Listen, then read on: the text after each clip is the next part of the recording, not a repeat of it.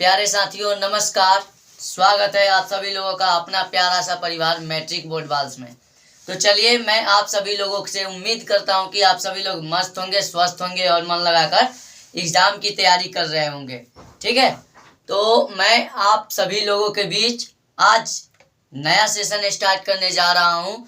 वो class 12th का हिंदी का पहला चैप्टर है। इसको मैं आप सभी लोगों को सामने लेकर आया हूँ। ठीक है, यहाँ पे जो भी करवाया जाएगा एक रिवीजन के मकसद से करवाया जाएगा और एग्जाम का हर एक वह पैटर्न को ध्यान में रखते हुए जहाँ से क्वेश्चन की संभावना बन जाए। ठीक है, हम कहने का मतलब मेरा एक यही है कि अभी के समय में यानी जो वर्तमान है, पढ़े वही जो एग्जाम में आए। ठीक, तो चलिए मैं आप सभी लोगों से एक बार गुजारिश करना चाहता हूं कि आप सभी लोग मेरे पहले बार परिवार में आए हैं तो लाइक कीजिए, सब्सक्राइब कीजिए और अपने दोस्तों में शेयर जरूर कीजिए, क्योंकि आपका लाइक करने से हमें हाजिरी का पता चलता है कि हाँ, इतना बच्चा, इतना मेरे दोस्तों, इतना प्यारे साथियों आए थे मेरे क्लास को देखने के लिए। ठीक है, तो चलिए मैं आप सभी लोगों से फिर उम्मीद करता हूं कि आप सभी लोग मेरे बात को सुन गए होंगे और समझ गए होंगे। ठीक है, तो चलिए मैं स्टार्ट करता हूं।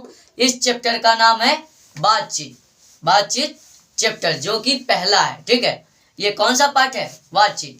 ये कैसा पाठ है? यदि परीक्षा में पूछा जाए कि यह कैसा पाठ है, तो ये ललित निबंध है। कौन सा है? ललित निबंध।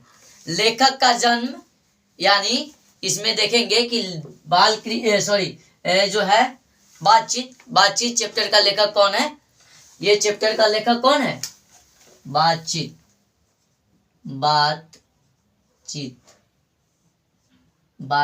का लेखक कौन है? बातचीत का लेखक बालकृष्ण भट्ट जी हैं। बातचीत का लेखक बालकृष्ण भट्ट। इनका जन्म 23 जून 1844 को इलाहाबाद उत्तर प्रदेश में हुआ था। इनका जन्म 23 जून 1844 को इलाहाबाद उत्तर प्रदेश में हुआ था। इनका पिता का नाम बेनी प्रसाद भट्ट था। इनकी माता का नाम पार्वती देवी।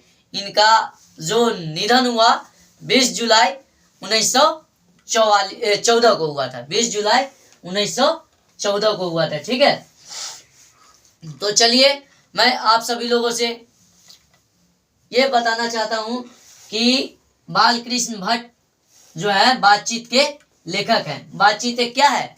यह एक निबंध है। यह कैसा निबंध है? ललित निबंध है। इनका जन्म कब हुआ था? 13 जून 1844 को। निवास स्थान इलाहाबाद उत्तर प्रदेश था। इनका निधन कब हो गया था? 20 जुलाई 1914 को। माता का नाम पार्वती देवी, पिता का नाम बेनी प्रसाद भट्ट था। ठीक है, प्रारंभ में कौन से सब्जेक्ट का शिक्षा ग्रहण किए थे? संस्कृत का, यानी बचपन से ही ये संस्कृत पढ़ने में माहिर थे। इनको संस्कृत पढ़ने में क्या लगता था?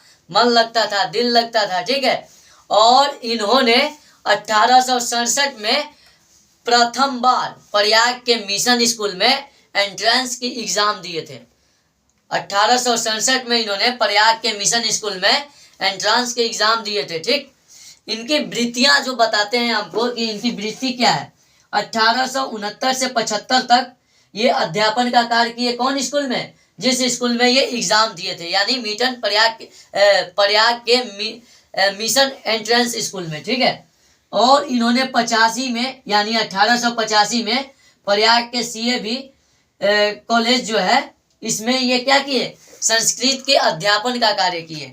ठीक है, उसके बाद इन्होंने 1888 में कायस्थ पाठशाला में अध्यापक के पद पर क्या हुए?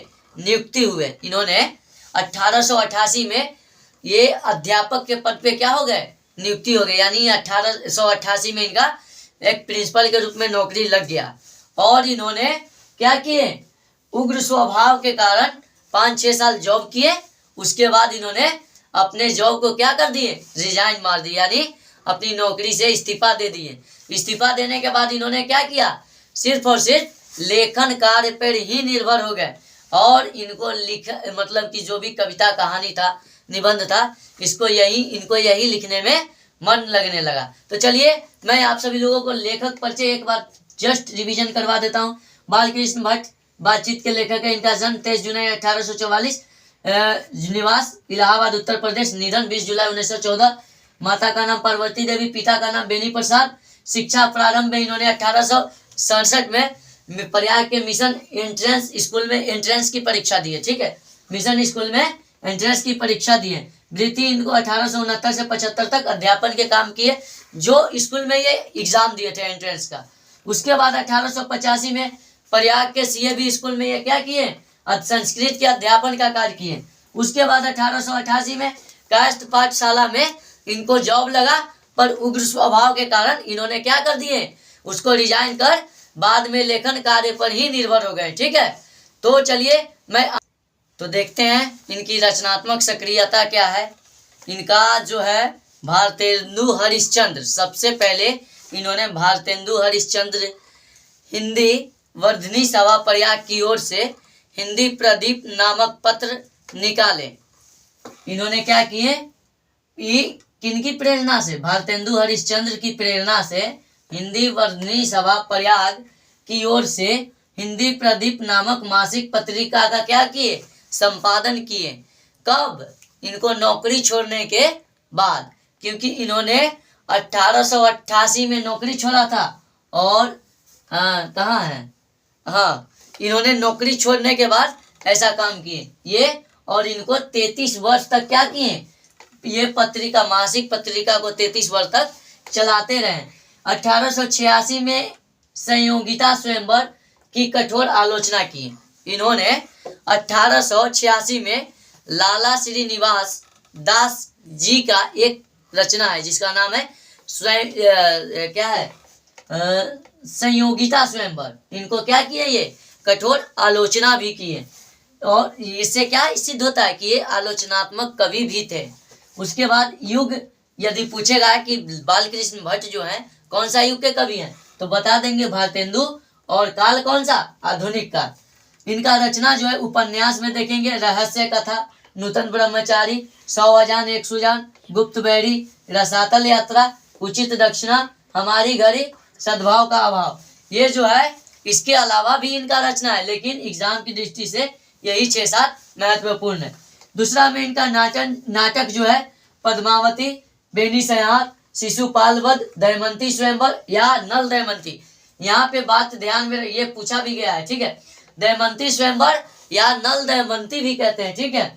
शिक्षादान, चंद्रसेन, सीता वनवास, पतित पंचम, मेघनाथ वध आदि, ये सब क्या है, इनका नाटक है। और प्रहसन में क्या आएगा, जैसा काम वैसा परिणाम, नई रोशनी की विष, आचार विडम्बन, ये सब क्या है, ये सब इनका प्रहसन है। अब देखते हैं इनके बारे में क्वेश्चन आंसर। तो चलिए मैं आगे आप सभी लोगों को क्वेश्चन के बारे में बताता हूँ, ठीक है।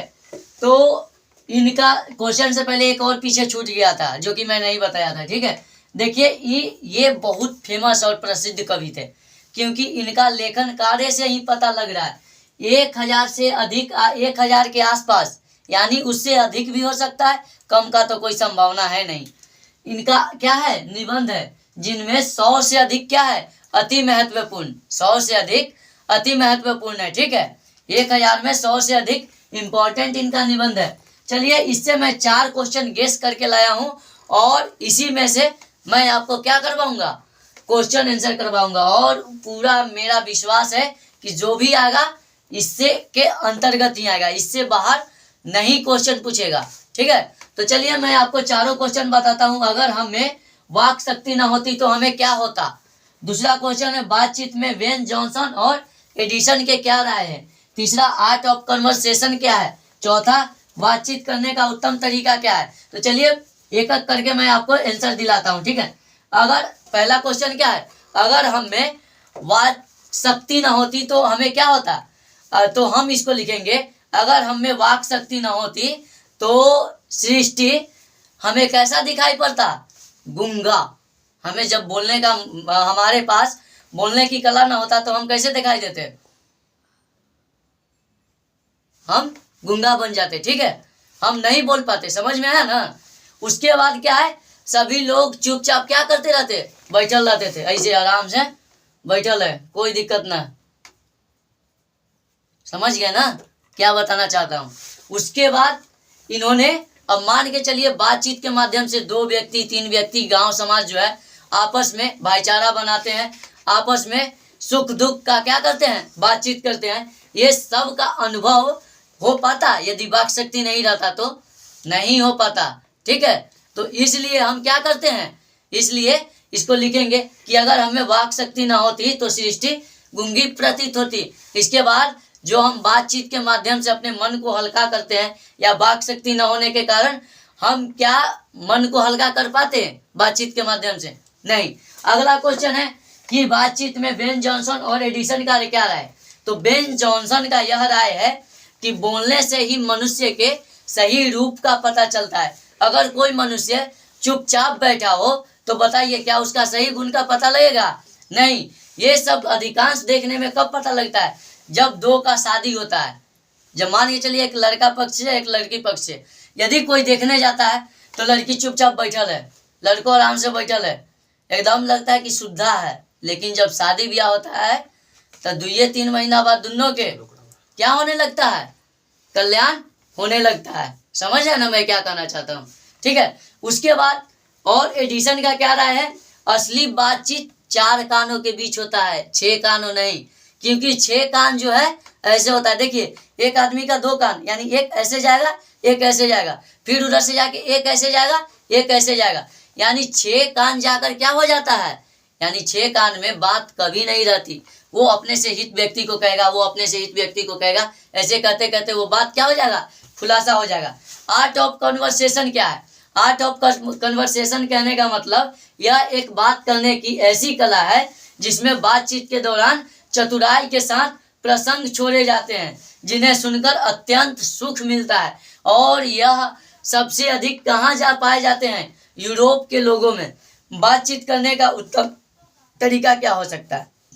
बातचीत करने का उत्तम तरीका इस पाठ में कवि बालकृष्ण भट्ट ने बताया है कि मानव एक ऐसा अपने अंदर वाक शक्ति का प्रयोग करे जो कि खुद और खुद से बात कर सके। ठीक है, क्योंकि खुद और खुद से बातचीत करने का मतलब यह होता है, अभी ऐसा कभी कभी देखे हैं कोई व्यक्ति बैठा है पुराना बात याद करके हंस रहा है एकदम, तो वो खुद अपने आप से बात करता है, और यह बात करने का इस पाठ के अनुसार उत्तम तरीका है।